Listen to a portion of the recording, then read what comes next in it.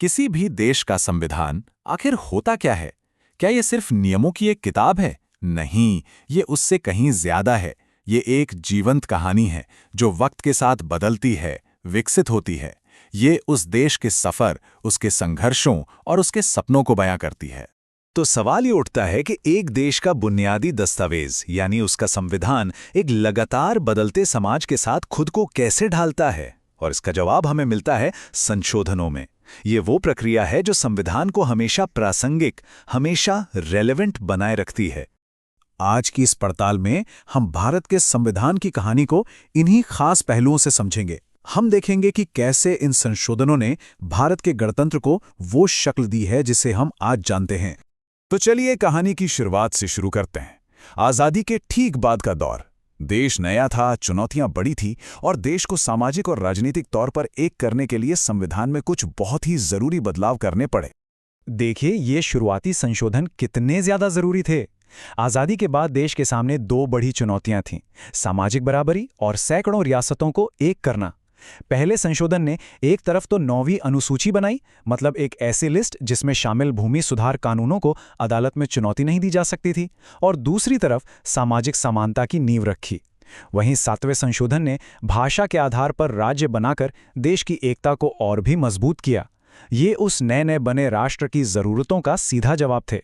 और फिर शुरू होता है भारतीय संवैधानिक इतिहास का शायद सबसे नाटकीय अध्याय। ये कहानी है एक जबरदस्त खींचतान की। एक तरफ संसद जिसके पास कानून बदलने की शक्ति है और दूसरी तरफ न्यायपालिका जिसकी जिम्मेदारी संविधान की रक्षा करना है।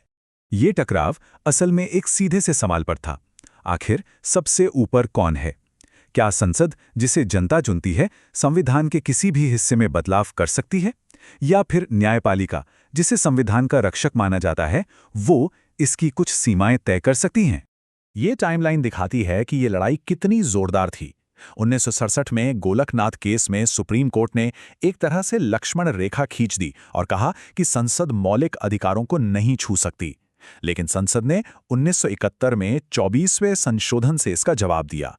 फिर आया आपातकाल का दौर और 42वां संशोधन, जिसे मिनी संविधान भी कहते हैं, क्योंकि इसने संतुलन को पूरी तरह संसद के पक्ष में झुका दिया था। लेकिन फिर 1978 में 44वें संशोधन ने चीजों को वापस पटरी पर लाने और शक्तियों का संतुलन फिर से बनाने का काम किया। तो इस पूरे शक्ति संघर्ष का एक बहुत बड़ा नतीजा निकला। 44वें संशोधन ने संपत्ति के अधिकार को मौलिक अधिकारों की लिस्ट से ही हटा दिया और उसे एक कानूनी अधिकार बना दिया। ये एक ऐतिहासिक कदम था जिसने सामाजिक आर्थिक सुधारों और व्यक्तिगत अधिकारों के बीच एक नया संतुलन बनाने की कोशिश की। चलिए अब आगे बढ़ते हैं और उन संशोधनों पर नजर डालते हैं जिनका मकसद लोकतंत्र को सिर्फ दिल्ली या राज्यों की राजधानियों तक सीमित न रखकर उसे जमीनी स्तर तक ले जाना था, आम नागरिक तक। दशकों तक भारत में वोट डालने की उम्र यही हुआ करती थी, 21 साल। लेकिन 1989 में 61वें संशोधन ने इसे बदलकर 18 साल कर दिया। सोचिए, इस एक बदलाव ने रातों रात देश के करोड़ों युवाओं को वोटिंग का हक दे दिया और भारतीय लोकतंत्र का दायरा कितना बड़ा कर दिया। लेकिन देखिए, सिर्फ वोट देने वालों की संख्या बढ़ाना ही काफी नहीं था। ये भी जरूरी था कि चुने हुए प्रतिनिधि जनता के प्रति जवाबदेह रहें।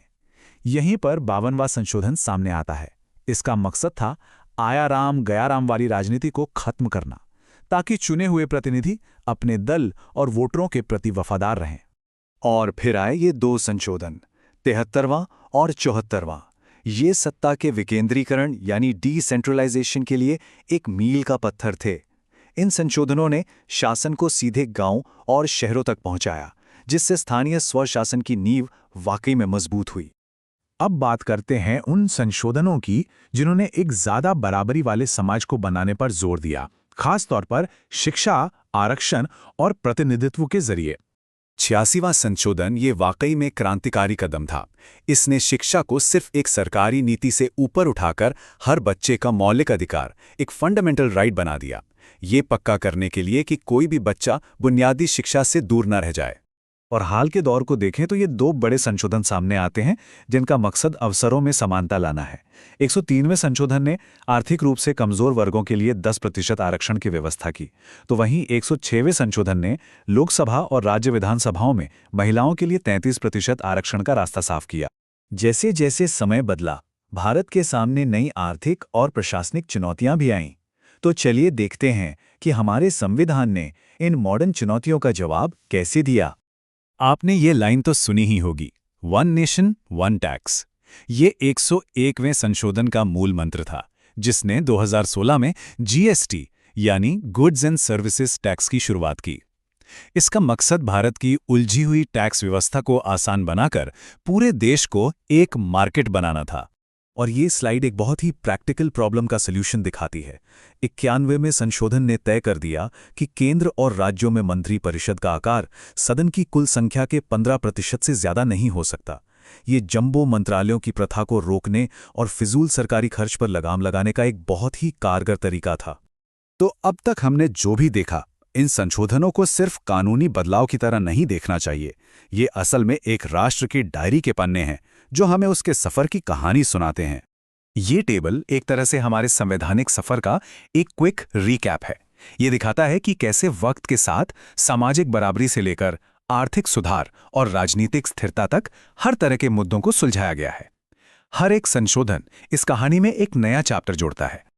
और अंत में चलिए इस सवाल पर सोचते हैं, अगर हमारा संविधान सच में एक राष्ट्र के सफर का नक्शा है, तो भविष्य की वो कौन सी नई चुनौतियां होंगी, जैसे डिजिटल अधिकार, जलवायु परिवर्तन या फिर आर्टिफिशियल इंटेलिजेंस, जिनके लिए हमारे इस जीवंत दस्तावेज में एक और नया अध्याय जोड़ने की जरूरत पड़ेगी।